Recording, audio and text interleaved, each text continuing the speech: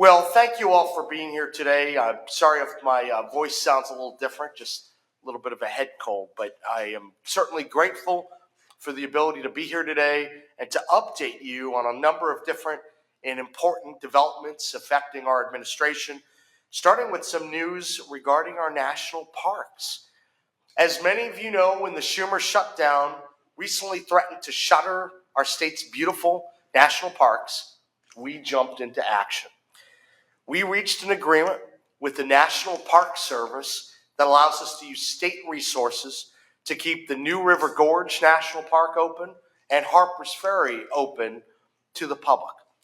Part of why I was motivated to do that is I knew there are a lot of small businesses in Harpers Ferry and down by the New River Gorge who really rely on the tourism business that comes through. And anecdotally, after I was at the New River Gorge for the press conference late last week, I went down into Fayetteville. I was in Fayette County talking with a number of the small businesses, and I think people were thrilled. And you're going to hear more about that in the upcoming days because it's important that we step up and protect West Virginia businesses. So I feel very good about that. Now, we know that October is one of the busiest tourism times of the year. And last year alone, more than 200,000 visitors came to New River Gorge in October. 78,000 visited Harpers Ferry.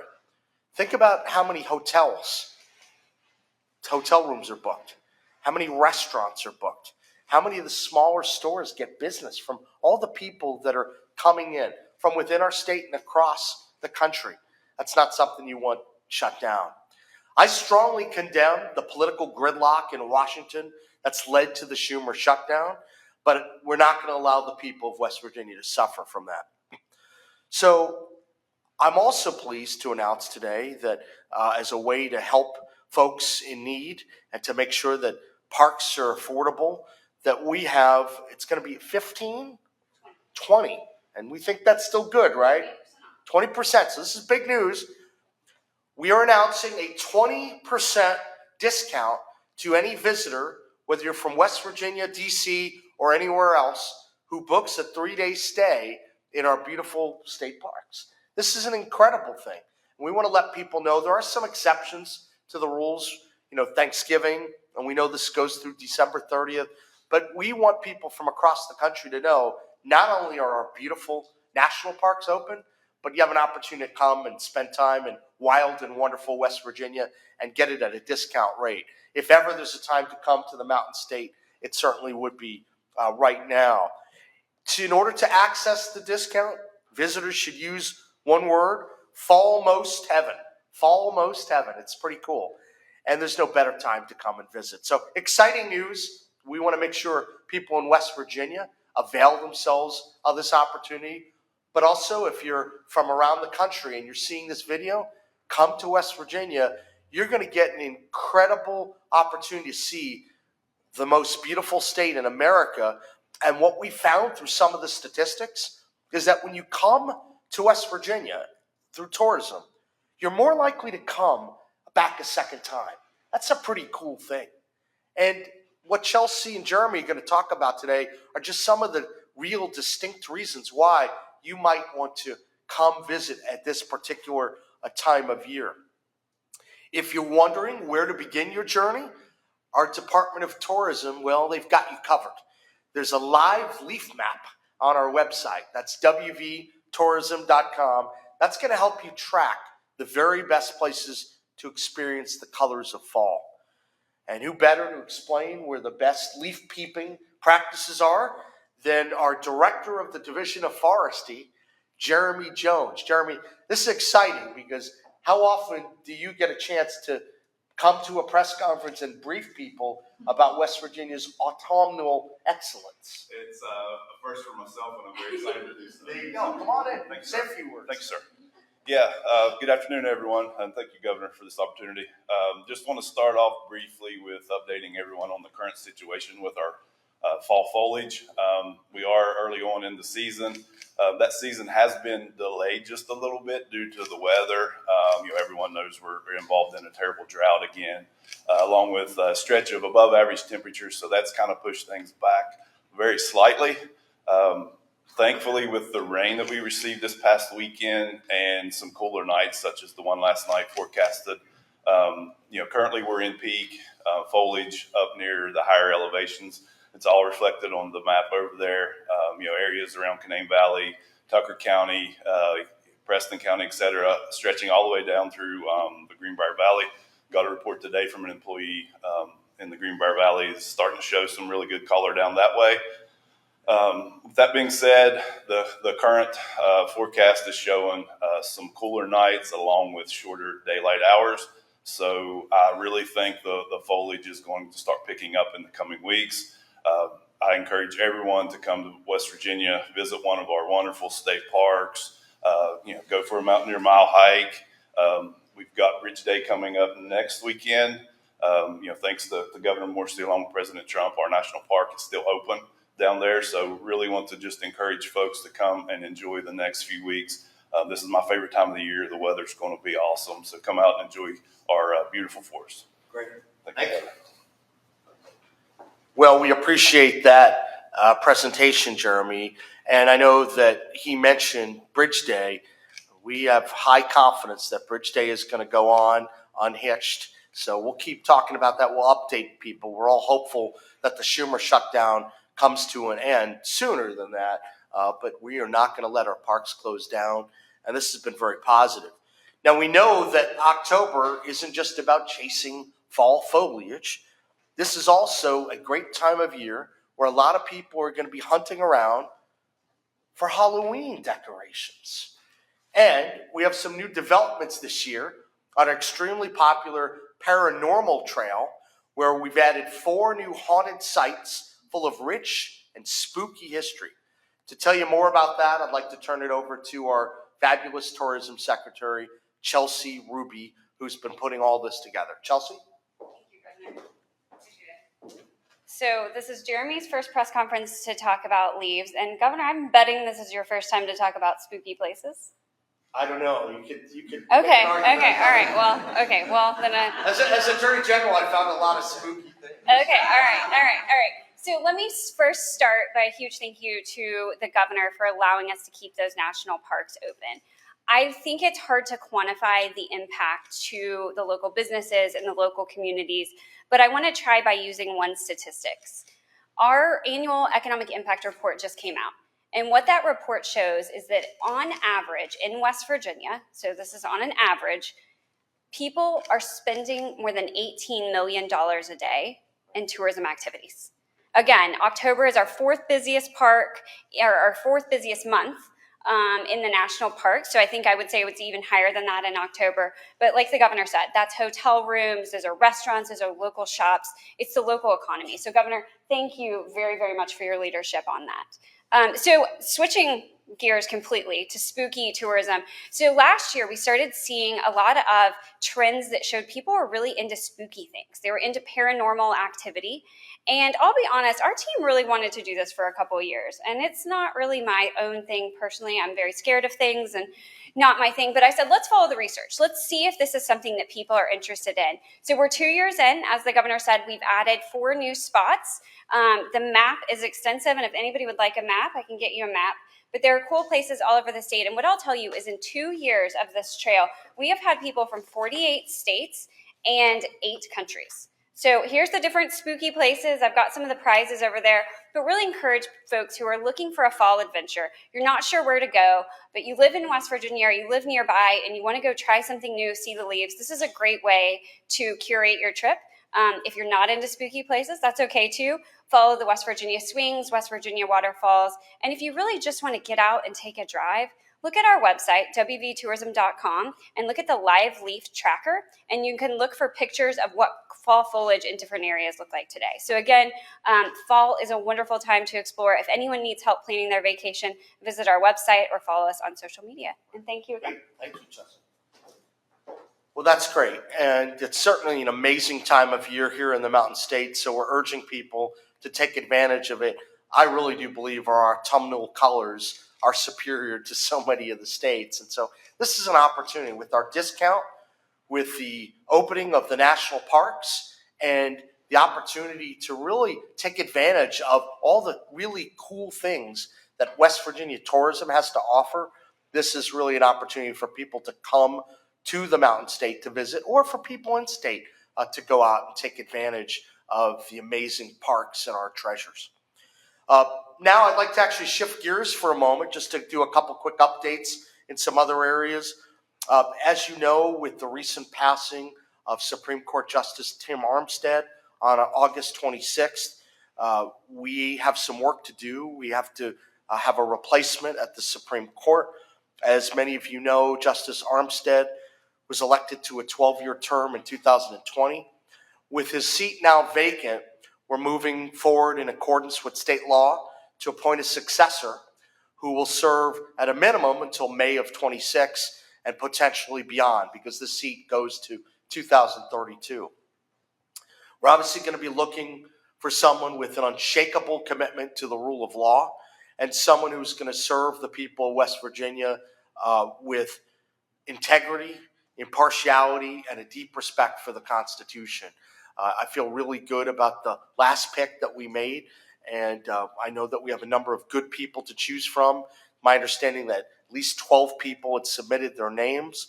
I can walk them through, but all of these names have been submitted to JVAC, the Judicial Vacancy Commission, including Laura Fairclough, David Gilbert, Dan Greer, Eric Hudnall, Ryan Kennedy, Brendan Long, Elgin McCardle, Stephen Redding, Robert Ryan, Martin Sheehan, Gerald Titus, and Zach Viglianco.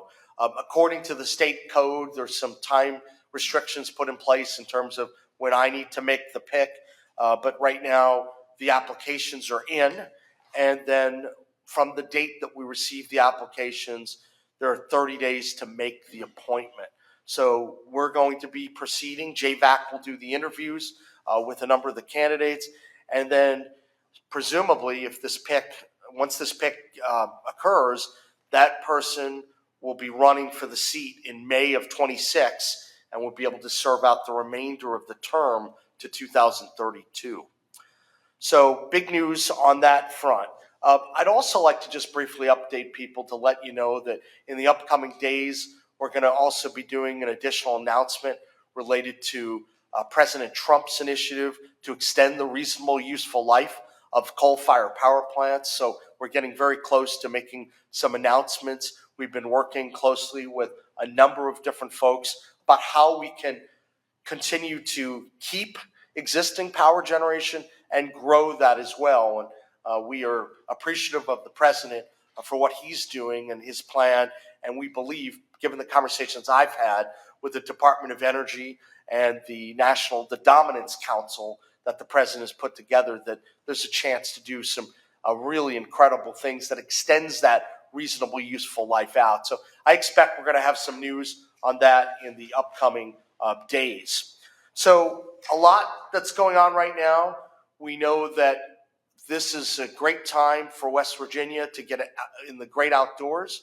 And we, of course, encourage everyone watching to take advantage of wild and wonderful West Virginia. With that, I'll ask any questions from media that may be out there. Anna. Anna with WCHS. You mentioned you were talking about the shutdown, the impacts on the national parks. As this goes into week 2 now, any kind of idea on how this could impact other federal programs, other federal employees, any contingency plan there? Well, a couple things. First, we know that we want the Schumer shutdown to come to an end.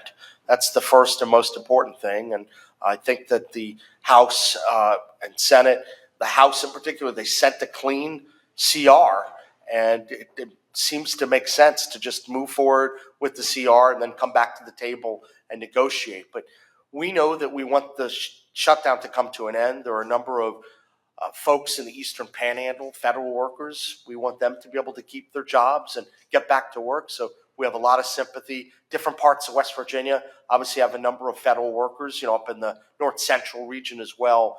So we'd love to see this incredibly dysfunctional situation, the Schumer shutdown, come to an end. And that's where we are. In terms of some of the other programs, we know that I think for the upcoming weeks, while there can be some impact, we believe that at least for the foreseeable future, we're trying to deal with that. We haven't heard of many issues and problems. Obviously, we have people that we want to get back to work, but in terms of the program benefits, those still remain in place, and we haven't heard of interruptions in those areas. So that's been positive. Next question, Aaron.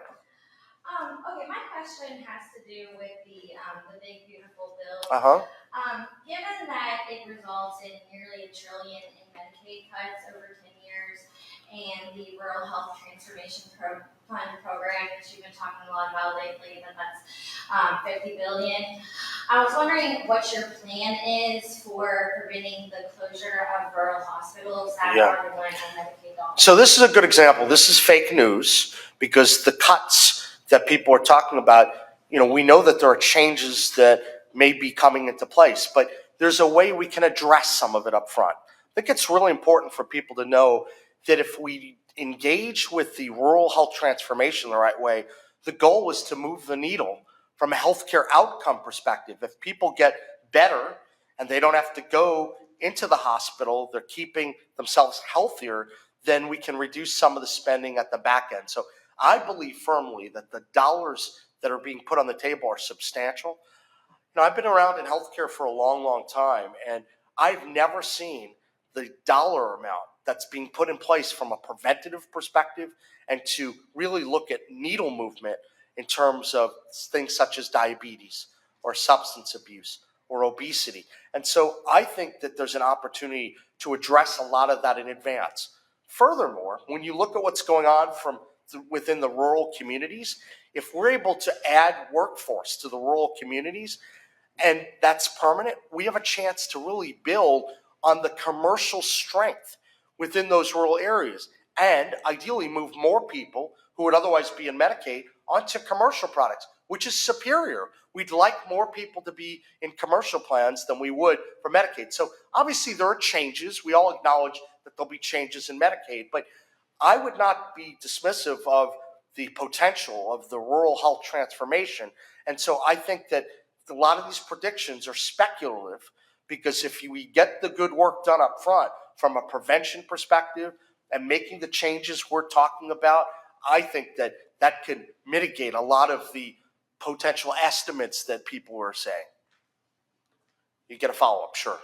Can you elaborate on what specific part of my question was fake news and what your specific plan is? Yeah, I can say that when people are talking about all these numbers, I think that it's very speculative because, as I indicated, you have a chance for the first time ever through the rural health transformation. That's a massive amount of money. Let me tell West Virginians what's coming. This is really incredible because when you hear this nonsense, I want to make sure people level set and they can focus on what's available. The minimum that West Virginia will get under the big, beautiful bill through rural health transformation is $100 million a year, every year for 5 years. We're going to submit an application. We're going to try to actually get a lot more than that. Obviously, we don't know what the amount is yet. The application is due November 5th, but that's an opportunity to put a lot of resources in right here to West Virginia. Furthermore, if we do it right, there'll be an ability to leverage additional private sector resources.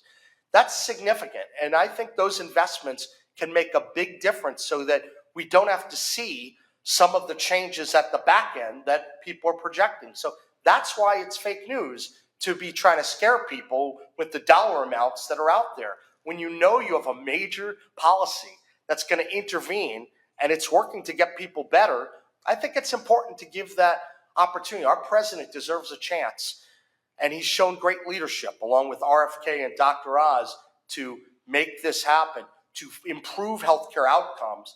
And I, for one, would rather have this investment up front than at the back end. So that's exactly what I mean, and I'm grateful for the chance to address it. Any next questions? Hey, Anna. Hey, I just wanted to see if there was an update as well on the hospital sale. Sure. We're weeks away from the extended closing date. We're hearing concerns from employees just about pensions and different things. Are those sort of the things that are tying it up? So obviously we've been still working together to get that to closure, and I think we're making good progress on that. The original contract gave a 30-day extension, and so they exercised that. So I think it's all going to come together very, very well. And so I know that I've asked our head of facilities, our secretary of facilities, to make sure that we're engaging, because we think this is a great opportunity for a lot of the employees, that they're going to be able to work for a company that is committed to West Virginia, and there's a chance for them to really benefit from that. So I feel very good about the progress that we're making. And as more people learn about the sale of these facilities, they'll realize that government shouldn't have been in the business of managing these nursing homes in the first place. I'm always fond to point to the case I worked on as Attorney General, where you had the patient who was in the scalding water, and the quality of care, I think, is an opportunity to really get better and better. So I feel good about those discussions, but they're going to keep going, because we want to make sure that we're taking good care of our people, and that's certainly our goal. Other questions from the media? Great. Well, listen, I'm appreciative for the opportunity to be here. Thank you very much, and we'll talk to you all very soon. Thank you.